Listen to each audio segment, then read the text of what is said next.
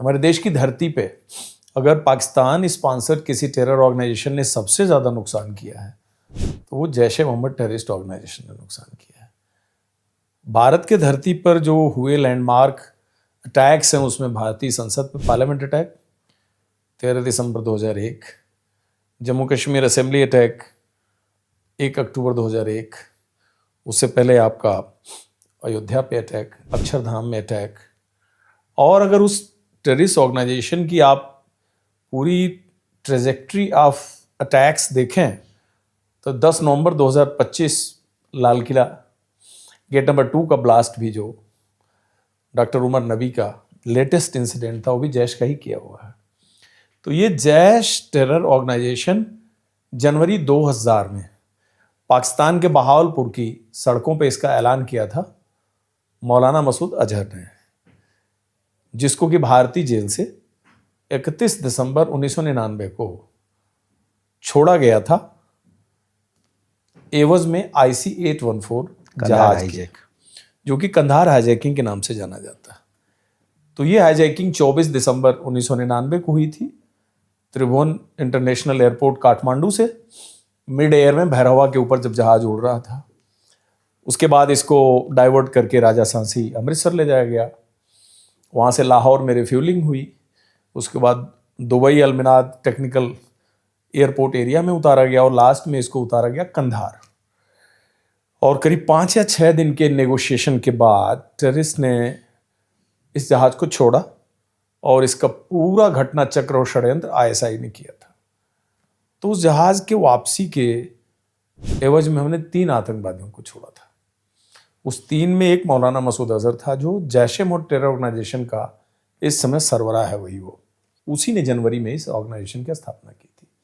लेकिन ये बात बताना बड़ा ज़रूरी है कि 1994 की शुरुआत में ये आतंकवादी ढाका के रास्ते इंडिया में दाखिल हुआ था फेक पुर्तगीज पासपोर्ट पे, पुर्तगीज पासपोर्ट पे, क्योंकि वो पाकिस्तान से इंडिया सीधे इसलिए नहीं आया कि उसको डिटेक्ट होने का या पकड़े जाने का खतरा था। तो उसने एक पुर्तगीज होने का एक फेक पासपोर्ट बनाया ISI ने और वाया ढाका बंगाल बॉर्डर के थ्रू भारत की सीमा में दाखिल हुआ। लेकिन उसकी बदकिस्मती थी कि वो 39th डे गिरफ्तार हो गया। तो जब मालदा बॉर्डर से वो एंटर किया तो सबसे पहले वो देवबंद आया, सहारनपुर। जैसा कि आपको पता है जो देवबंदी अकीदा है, जैश ए मोहम्मद ऑर्गेनाइजेशन की यही फिलॉसफी है, इसी पे वो बना हुआ ऑर्गेनाइजेशन है। देवबंद सेमिनरी में कुछ दिन रहने के बाद यहाँ से वो जाता है लखनऊ, फिर जाता है बाबरी मस्जिद डिमोलिशन। आपको मालूम है 6 दिसंबर 1992 को मस्जिद डिमोलिश हुई थी।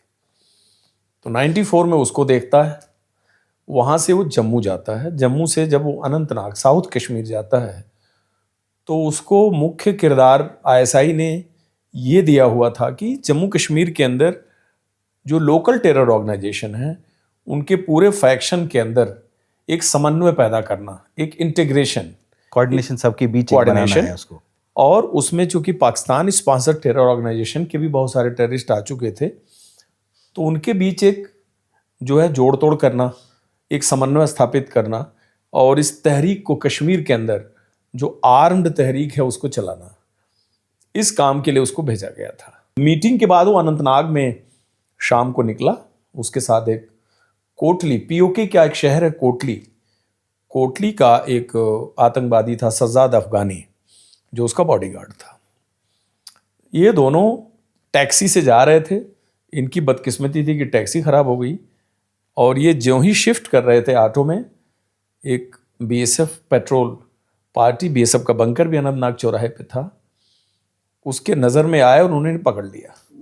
पकड़ने के बाद इनका इंट्रोगेशन हुआ, फर्दर डिस्पोजल हुआ और ये कोट बलवाल जेल में बंद थे। इसके पकड़े जाने के बाद पाकिस्तान ISI को ये चिंता हुई कि जिस काम के लिए हमने इसको भेजा अब वो वैक्यूम आ गया, तो उस खाली जगह को भरने के लिए गाजी बाबा को LOC के रास्ते इंडिया में दाखिल किया गया। वो भी 94 में ही दाखिल हुआ। तो 94 से अगर देखें तो इंडिया में वो 1 डिकेड रहा कंप्लीटली, 10 साल वो सर्वाइव किया। और 10 साल के सर्वाइवल में गाजी बाबा और ने कोट बलवाल जेल में बंद मौलाना मसूद अजहर, जो उसका सरबराह था, और कुछ और आतंकवादियों को छुड़ाने के लिए उन्होंने 3 या 4 कोशिशें भी की। इससे पहले IC 814 से पहले पहली कोशिश उन्होंने 1994 में की थी, जब उन्होंने अनंतनाग एरिया से 4 फॉरेनर टूरिस्ट को किडनैप किया था। बट उसमें उनकी बार्गेनिंग किसी मुकाम पे नहीं पहुंची, और बैक चैनल से भी उसमें बार्गेनिंग हुई, लेकिन गवर्नमेंट ने उनकी इस मांग को ठुकरा दिया। बहुत ज़्यादा पब्लिक डोमेन में नहीं है, लेकिन 1995 वाला पब्लिक डोमेन में है, जब अगस्त महीने में पहलगांव, यही पहलगांव जहां आपको पता है कि 21 अप्रैल 2025 को 25 नागरिकों को ब्रूटली लश्कर-ए-तोयबा ने किल किया था, जिसके बाद ऑपरेशन सिंदूर हुआ था। इसी पहलगांव में एक बड़ी अच्छी वैली बनती है, आरू वैली, उसका नाम है आरू, AAROO। वहां से 6 टूरिस्ट की किडनैपिंग करते हैं 1995 में। विदेशी या इंडियन टूरिस्ट? नहीं, पूरे विदेशी हैं। उसमें नॉर्वेजियन है, ब्रिटन है, अमेरिकन है, कुल मिला के 6 थे। और इनकी किडनैपिंग करने के बाद इसके पीछे भी यही मकसद था कि कहीं ना कहीं बैक चैनल से भारत के साथ बातचीत करके और मौलाना मसूद अजहर को भारतीय जेल से छुड़ा लिया जाए। इसकी छुड़ाने की कोशिश में पाकिस्तान की एक पॉलिटिकल पार्टी है, उसका चीफ है मौलाना फजलुर रहमान, वो इंडिया आया। अभी भी अगर आप सर्च करेंगे तो उसकी चुंदरी कलर का उसका पगड़ी है, मेहंदी दाढ़ी, अभी तो उम्र ज़्यादा हो गई है। वो इंडिया आया और उसने बैक चैनल से कोशिश भी की, लेकिन उसकी इस मांग को किसी ने एक्सेप्ट नहीं किया और वापस वो चला गया। रात की फ़्लाइट, कराची की फ़्लाइट से वापस चला गया। इन 6 जिनको किडनैप किया उसमें एक का तो गर्दन काट दिया टेररिस्ट ने। एक टूरिस्ट इंजर्ड हालत में रेस्क्यू कर लिया गया। BSF के additional director general EN Rammohan साहब और general Zaki, adviser to governor JNK, ये दोनों हेलीकॉप्टर, BSF के हेलीकॉप्टर से ये लोग अनंतनाग एरिया में नॉर्मल रेकी कर रहे थे किडनैपिंग के बाद, और इनको पहाड़ी की चोटी से कोई हाथ हिलाते हुए दिखा। तो ये भी किस्मत की बात है। तो कैप्टन कहलो, जो उस हेलीकॉप्टर के पायलट थे, जो कि अब नहीं रहे, इसी तरह के डेयर डेविल लैंडिंग में एक बार क्रैश में मारे गए वो, उन्होंने उस समय हेलीकॉप्टर को एक पहाड़ी की नोल पे लैंड कराया और उस इंजर्ड टूरिस्ट को इन लोगों ने हेलीकॉप्टर के अंदर खींचा और उसको बचा के लेके गए। और उसी के बयान से ये पता लगा कि किडनैपिंग कब हुई, कितने लोग थे, वो क्या कह रहे थे, कैसे दिख रहे थे, लेकिन बाकी 4 टूरिस्ट का कभी पता नहीं लगा पाया। और ये दूसरा अटेम्प्ट था। थर्ड अटेम्प्ट हुआ, कोट बलवाल जेल में सुरंग खुदी थी। तो मौलाना मसूद अजहर, आपको बताऊं, वो टाइम ऐसा था कि इन जेलों में बहुत फॉरेन टेररिस्ट होते थे। फॉरेन टेररिस्ट फाइटर जब पकड़े जाते थे तो इनको जेलों में, जुडिशियल कस्टडी में, जेलों में रखा जाता था। अब तब जेलों में रखने का रिवाज था, लेकिन जेल में रखने के बाद इनका नेक्सस इतना तगड़ा था जेल के अंदर, क्योंकि जेल के अंदर की दुनिया बड़ी अलग होती है। जेल के अंदर की दुनिया सबको बाहर पता नहीं होती कि अंदर क्या क्या हो सकता है। तो इन्होंने जेल के अंदर सुरंग खोदने की हिमाकत की और सुरंग खोद के मौलाना मसूद अजहर को सुरंग से ये भगाने की कोशिश में करते।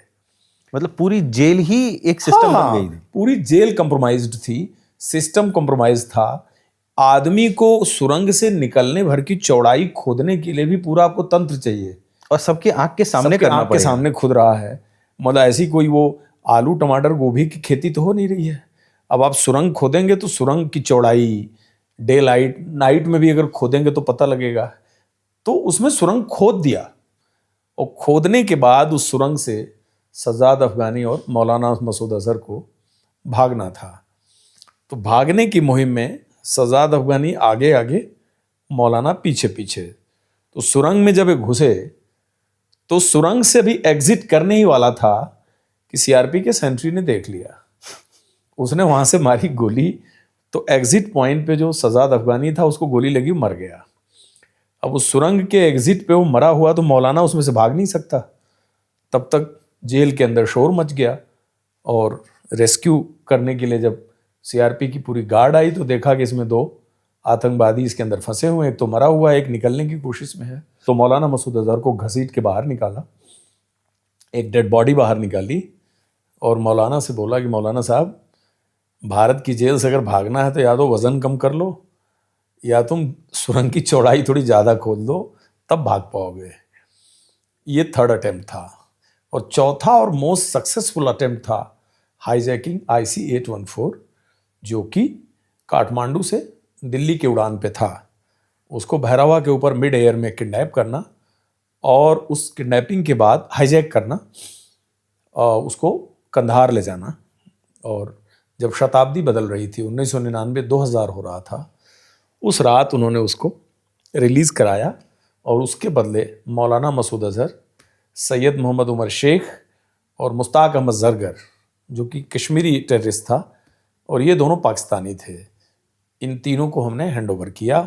हैंडओवर करने के बाद ये मुल्ला उमर की सरकार थी तालिबान की तब अफ़गानिस्तान में, और ये भी कहा जाता है कि इनके खुशी में डिनर दिया ओसामा बिन लादेन ने, क्योंकि ओसामा बिन लादेन उस समय अफ़गानिस्तान के अंदर उसकी अपनी खुद की अपनी आर्मी थी जो लड़ रही थी। 2001 होने में साल भर था।